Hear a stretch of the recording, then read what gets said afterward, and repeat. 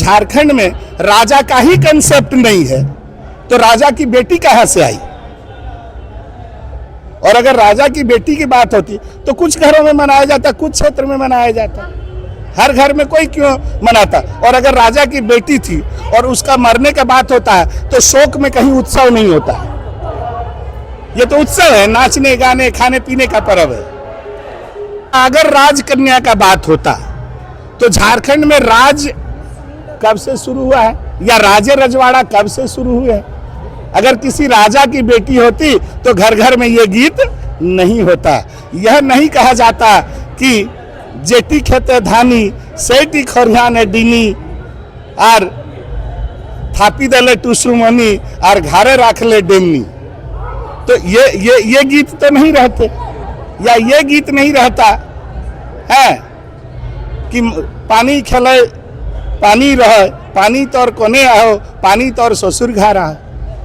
तो ये बात तो नहीं रहती। और घर घर नहीं होता, कुर्मी के घर घर नहीं होता। तो जब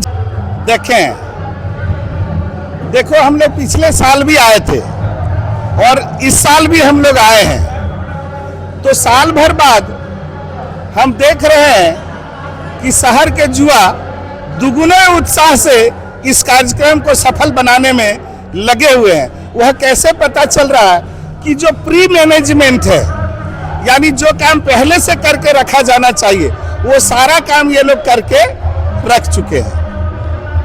तो टूसू है क्या, ये किस लिए मनाया? देखें, टूसू टीके चिन्हना आसान लो, हमारा गीते को है एक, हम लोगों का गीत ही बोलता है, माने हम लोग का गीत ही बोलता है कि खेत में धानी, खेत में धानी, यानी जो खेत में धान कहलाती है, उसी को जब उसके अंतिम माने उसको क्या बोलेगा मोवार को, माने अंतिम मुट्ठी धान को जब हम अंदर लाते हैं प्रणाम करके अघन संक्रांत के दिन में, जब उसको हम खरियान चौकपुर के घुसाते हैं तो वही धान तो कहलाती है डीली।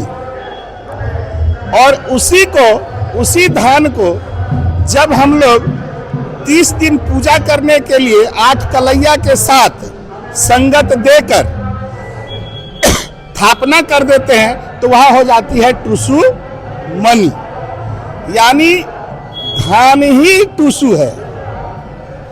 और उसको कुर्मी संस्कृति में बेटी माना गया है, यानी धान की फसल जब उसके घर घुस जाती है तो उसको वह अपने बेटी के समान दर्जा दिए हुए है। और इसलिए ये पूरा पूस भर उसका पूस पर्व मनाता है और उसको बहुत खुशी रहती है।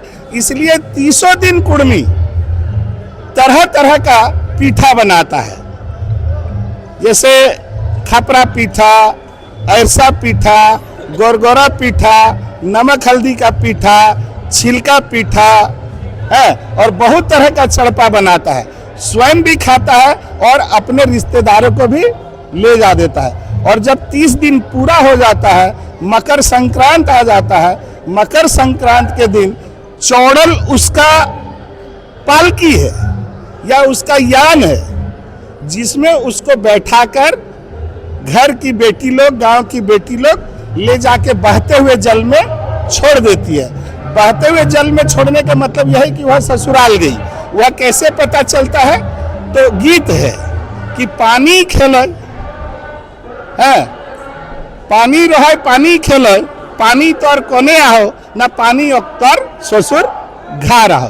तो चूंकि बेटी है और उसका सृजन माने धान का सृजन पानी नहीं हो सकता है, जहां पर पानी का स्रोत है वहीं हो सकता है, तो वहां पर ले जाके उसको छोड़ दिया जाता है।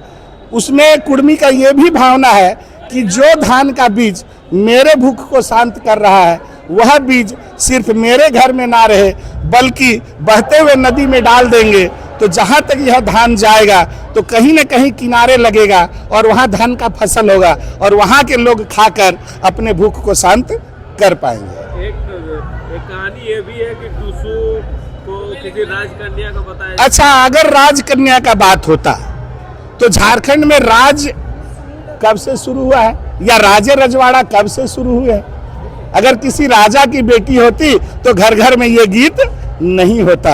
यह नहीं कहा जाता कि जेटी खेते धानी सेठी खरिहाने डीनी और थापी देले टुसु मनी और घरे रख ले डेमनी।